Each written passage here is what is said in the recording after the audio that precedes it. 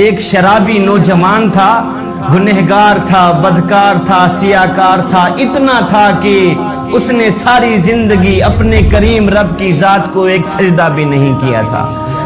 جب موت کا وقت قریب آیا تو اس نے اپنا سر اپنی ماں کی گود میں رکھا، اپنا سر ماں کی گود میں رکھ کر کہنے لگا، ماں ساری زندگی میں نے گناہوں میں گزاری ہے، ساری زندگی میں نے شراب پیتے ہوئے گزاری ہے، ساری زندگی میں نے اللہ کی نافرمانی کرنے میں گزاری ہے، ساری زندگی میری برباد ہو گئی ہے نادانی کی وجہ سے۔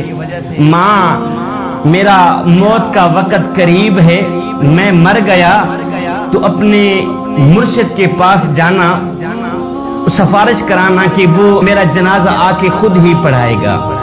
صاحب ظاہر ہے کہ مرشد جب جنازہ پڑھانے کے لیے آئے گا تو 4 بندے بھی اس کے ساتھ ہوں گے، نہیں تو میرا جنازہ کون پڑھے گا؟ میں تو اتنا گنہگار ہوں، بدکار سیاکار ہوں، میں نے ساری زندگی شرابیں پیتے ہوئے اللہ کی نافرمانی کرتے ہوئے گزار دی۔ اللہ اکبر۔ ماں اٹھی گئی اپنے مرشد حضرت حسن بصری کے پاس، جا کر کہنے لگی، میرے مرشد میرا بیٹا موت کے قریب ہے، تو وہ کہہ رہا ہے جب میں مر جاؤں تو اپنے مرشد کو کہنا کہ وہ آ کے میرا جنازہ پڑھائے گا۔ حضرت حسن بصری کہنے لگے، مائی وہ مر گیا تو میں اس کا جنازہ نہیں پڑھاؤں گا، اس نے ساری زندگی شرابیں پیتے ہوئے گزاری ہیں، ساری زندگی وہ مسجد کے قریب بھی نہیں گیا، ساری زندگی اس نے اپنے کریم رب کی ذات کو ایک سجدہ کرنا بھی گوارا نہیں کیا، میں اس کا جنازہ کیسے پڑھا سکتا ہوں؟ اللہ اکبر۔ وہ ماں روتے ہوئے واپس آئی، دوبارہ اپنی گود میں اپنے بیٹے کا سر رکھا، سر رکھ کر کہنے لگی، بیٹا کاش کہ تو نے زندگی میں ایک بات بھی میری مانی ہوتی تو آج میرا مرشد جنازہ پڑھانے سے انکار نہ کرتا، زندگی میں ایک بات پر بھی تو نے عمل کیا ہوتا، آج میرا مرشد تیرا جنازہ پڑھانے سے انکار نہ کرتا۔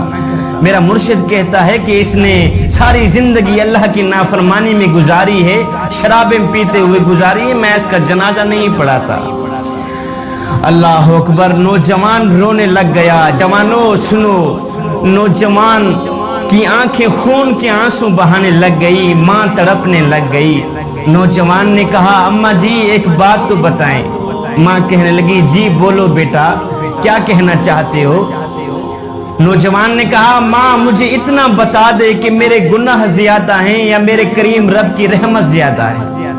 میرے گناہ زیادہ ہیں، میری بدکاریاں زیادہ ہیں، یا اس کریم رب کی رحمت زیادہ ہے؟ ماں خاموش رہی، ماں نے کوئی جواب نہ دیا۔ اس کے بعد بیٹا رو کر کہنے لگا، ماں مجھے ایک بات تو بتا دے، اگر ایک لمحے کے لیے تجھے میرا کریم رب مہلت دے دے، تجھے میرا اللہ مہلت دے دے، اے گنہگار کی ماں، اگر تو چاہے تو اس گنہگار بیٹے کو جنت میں بھیج دے، اگر تو چاہے تو اس کو جہنم میں بھیج دے، اگر ایک لمحے کے لیے میرا اللہ تجھے مہلت دے بھی دے تو مجھے کہاں ڈالے گی؟ جنت میں ڈالے گی یا جہنم میں پھینک دے گی؟ ماں فوراً بولی، نہیں بیٹے، اگر مجھے ایک لمحے کے لیے بھی میرا اللہ مہلت دے دے تو میں تجھے جنت کا دروازہ کھول کے اندر ڈال دوں گی، جنت میں ہی بھیج دوں گی، فوراً بھیج دوں گی۔ نوجوان تڑپ کر کہنے لگا، اماں جی جو خدا 70 ماؤں سے بھی زیادہ محبت کرنے والا ہے وہ مجھے جہنم میں کیسے ڈال سکتا ہے؟ تو ایک ماں جتنا پیار کرتی ہے، وہ میرا کریم رب 70 ماؤں سے بھی زیادہ محبت کرتا ہے مجھ سے، وہ مجھے جہنم میں کیسے ڈالے گا؟ یہ کہتے ہوئے خشیت الہی میں آ کر آنکھوں سے آنسو بہاتے ہوئے، آنکھوں سے نیر بہاتے ہوئے نوجوان کی روح پرواز کر گئی۔ ادھر ماں رو رہی تھی، دوسرا کوئی رونے والا نہیں تھا بیٹے کو، ادھر کسی نے دروازے پہ آ کے دستک دی۔ ماں نے جب دروازہ کھولا تو سامنے مرشد کریم نظر آئے، حضرت حسن بصری نظر آئے۔ محترمہ کہنے لگی، مرشد کریم آپ نے تو مجھے جواب دیا تھا، آپ کیسے آ گئے؟ آپ کو کیسے پتہ چلا کہ میرا بیٹا فوت ہو گیا ہے؟ مرشد کریم کہنے لگے، محترمہ جی جب تو میرے پاس آئی تھی اس وقت میں سونے لگا تھا، میری آنکھ لگی، خواب میں کسی کہنے والے نے کہا، میاں تو سویا ہوا ہے اور میرے یار کا جنازہ کون پڑھائے گا؟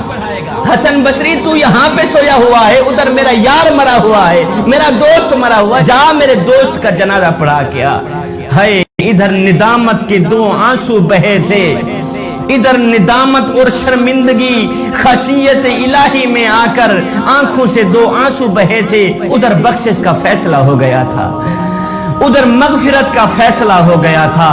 ایک آنسو کی مار تھی، سارے کے سارے گناہ معاف کر دیے گئے۔